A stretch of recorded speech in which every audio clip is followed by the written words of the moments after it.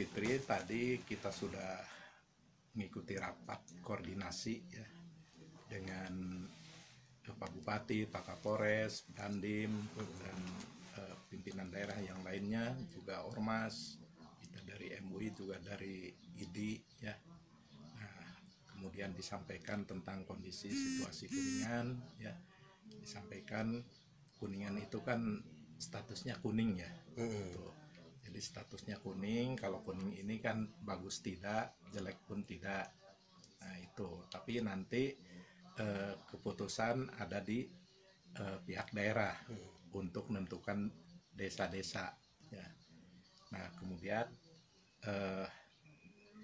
kita nyampaikan dari MUI bahwa untuk menetapkan boleh tidaknya ini harus dilihat dari berbagai aspek. Jadi pertama MUI punya fatwa, ya fatwa ini jadi acuannya. Fatwa jadi acuannya, di situ ada alternatif. Itu pertama fatwa. Kemudian harus dilihat juga dari berbagai aspek, tidak dari status saja. Oke lah kalau dari status yang sudah merah itu sudah jadi di close saja, ya itu yang sudah jelas-jelas merah, sebab ini berbahaya sekali. Nah, adapun yang lainnya lihat dari sosial, ya dari sosial gimana ini masyarakatnya bisa disiplin enggak, selama ini bagaimana, ya ternyata berdasarkan informasi mengikuti disiplin atau aturan PSBB, masyarakat Kuningan terus meningkat, bisa mengikuti,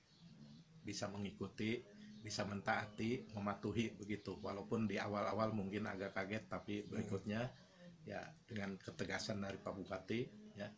Jadi Pak Bupati itu ya cerdas, tegas, tapi juga bijak. Nah itu ya, jadi antara tiga ini harus ada dari seorang pemimpin.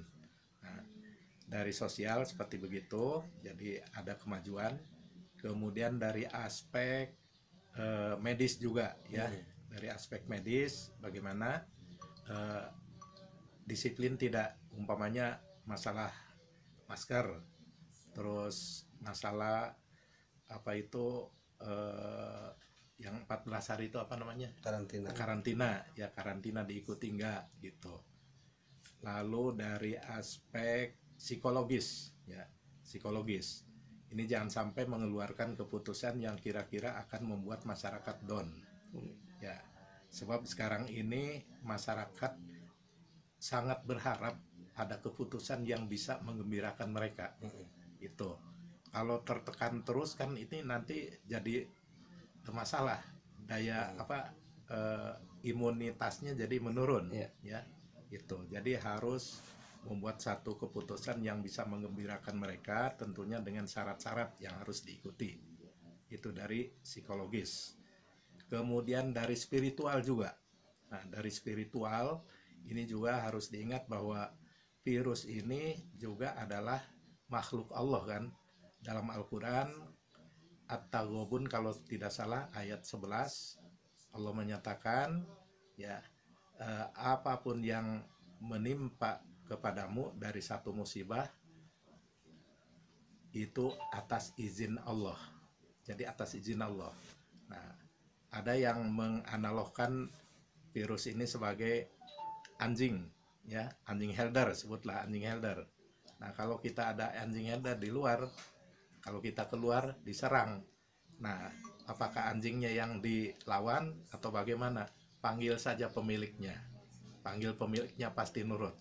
Maka virus juga begitu ya, ini makhluk Allah, panggil saja Allahnya, kita berdoa ya, maka nanti Allah sebagai pemiliknya, penciptanya akan memanggil virus itu sehingga tidak ada lagi menyerang kita. Nah itu, jadi spiritual ini penting sekali, apalagi di bulan suci Ramadan yang sangat luar biasa.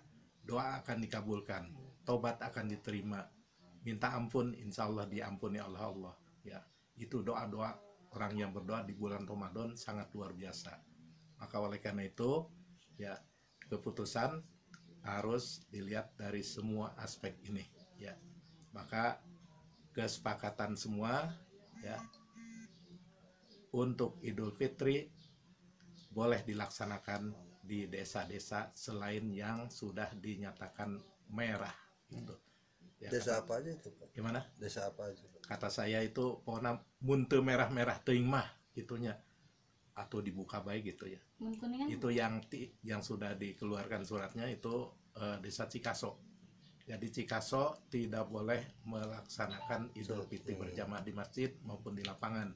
Semua di rumah. Ya. Yang lainnya boleh melaksanakan ya. Boleh melaksanakan dengan syarat pertama ya. Pertama, pelaksanaan tidak terpusat di satu titik. Artinya tidak di satu masjid. Jadi RT-RT atau langgar-langgar silakan mengadakan sehingga tersebar di lingkungannya masing-masing. Itu. Kemudian jarak juga diatur, hindari sentuhan-sentuhan itu. Nah, begitu. Lalu anak-anak di bawah 5 tahun itu tidak boleh dibawa. Kalau yang sudah kan sampai bayi juga ada yang dibawa, nangis segala macam ya. Sekarang tidak boleh itu.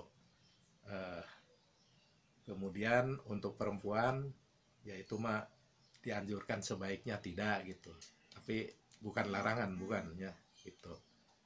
Kecuali anak-anak tadi itu anak-anak di bawah 5 tahun itu dihindari. Gitu.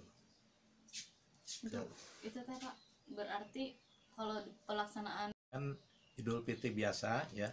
Jadi sholat 2 rakaat, usolli sunnatal di Idul Fitri rakaataini lillahi ta'ala ya. Itu. Lalu setelah sholat sunnahnya ada khutbah. Kalau tidak pun nggak apa-apa. Jadi kalau di satu rumah itu ada 1 orang berarti sendirian. Ya tentunya nggak ada khutbah kan. Kalau khutbah nggak khutbahi siapa gitu. Terus 2 orang bisa ya. Silakan kalau mau khutbah bisa ya. Itu kalau tidak nggak Berarti apa-apa. khutbah mah syarat Itu sunat. sunat. Sunat. kalau sholat lewat TV gitu, kita nonton di TV Oh nggak bisa ya. bisa Jadi ikutin gitu. jadi bermakmum ke TV ya. Oh nggak bisa. Itu kan nggak tahu imamnya ada di mana ya. Gitu. Jadi harus dalam satu area gitu. Terus kalau 4 orang bisa itu ya. Gitu. Oh, minimal 4 orang untuk sholat id. Sholat berjamaah gitu maksudnya di rumah ya. Yang maksudnya nanti ada seorang khotibnya gitu. Tapi kalau tidak ada khutbah pun karena tidak ada yang mampu berkhutbah ya nggak masalah gitu. Jadi sholat aja. Usolli sunatan li Idul Fitri rakaataini lillahi ta'ala ya.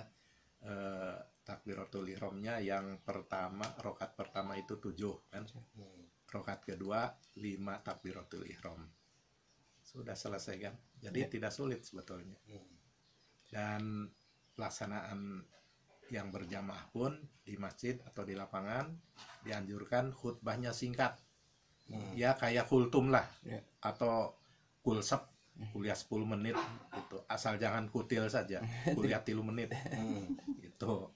Dan sambutan bupati pun insya Allah singkat gitu. Itu intinya. Ada lagi? Siap. Makasih Pak. Larangan gimana Pak maksudnya? Larangannya antara lain tidak boleh mengadakan bersalaman. Itu tidak boleh mengadakan bersalaman. Kemudian juga hindari saling mengunjungi rumah itu ya, biar silaturahminya via medsos saja ya. Itu larangannya, maksudnya untuk menghindari sentuhan-sentuhan itu. Terus protokol pelaksanaan juga masalah jarak harus sudah diatur dulu oleh panitia dengan ketat. Kemudian harus pakai masker. Yang nggak pakai masker suruh pulang lagi. Oh nggak bisa ikut sholat id Pak? Itu ya pulang aja di rumah aja ya. Kemudian juga diharapkan sandal ya, sandal itu dikeresekan bawa aja ke masjid, ke lapangan. Maksudnya supaya tidak berkumpul di satu tempat kemudian nanti ketika memakai berkerumun. Jadi bawa saja.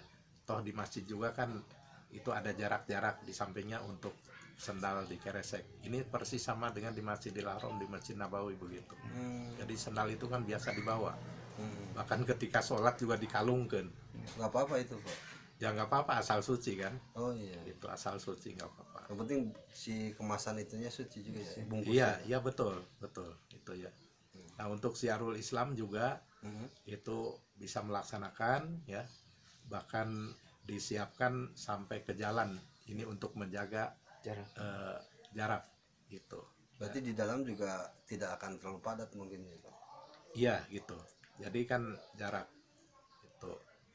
Nah dengan disebarkan ke masjid-masjid atau musola-musola di lingkungan di RT, diharapkan tidak tidak sejumlah biasanya. Iya. Itu karena kan kalau biasanya taruhlah 1000 yang datang dengan jarak begitu, nah dengan jarak begitu kan paling masuk mungkin 500 itu. Nah kalau yang datangnya 1000 lagi tentunya membludak gitu. Nah itu ya. Berarti ada map tetap standar COVID dilakukan juga ya Pak. Iya dilakukan, itu harus ketat. Nah justru besok hari Jumat ya itu juga kan boleh Jumatan, silahkan dilaksanakan. Polanya hitung-hitung uji coba pola sholat id. Pak itu masuk syarat sah sholat berjamaah nggak sih Pak? Gimana? Kalau berjarakan gitu? Jarak. Ya. Jarak itu ya merapatkan kan itu tidak masuk pada rukun kan. Tapi memang kalau dalam keadaan normal biasanya imam itu menyuruh luruskan, rapatkan, sawu sufu vakum kan, rapatkan dan luruskan saf ya. Tapi dalam keadaan darurat begini ya gitu, jangankan yang sifatnya sunnah, yang sifatnya dilarang saja ketika darurat itu bisa jadi boleh. Contohnya makan bangke haram halal? Haram kan? Nah ketika tidak ada makanan apapun, kita berada di satu kawasan tidak ada makanan apapun kecuali hanya ada bangkai begitu ya, halal untuk yang kelaparan saat itu. Tapi sekedar untuk memenuhi kebutuhan ini saja Seketika mungkin. ya. Kalau lebih dari itu tidak boleh ya. Jadi kalau umpamanya loh kok bangkai ini enak ya, teruskan. Nah yang teruskannya ini yang haramnya gitu. Itu dalam kaidah usul fikih yang menetapkan hukum namanya ad-daruratu tubihul mahdurat. Dalam keadaan darurat itu membolehkan sesuatu yang dilarang ya. Apalagi kalau masalah jarak kan gitu ya, ini keadaan darurat itu. Jadi tidak apa-apa ya Pak? Tidak apa-apa gitu, tidak masalah ya. Ini darurat, kecuali kalau orang yang merasa tidak ada darurat ya nggak akan ketemu begitu ya. Itu Ya, masalah.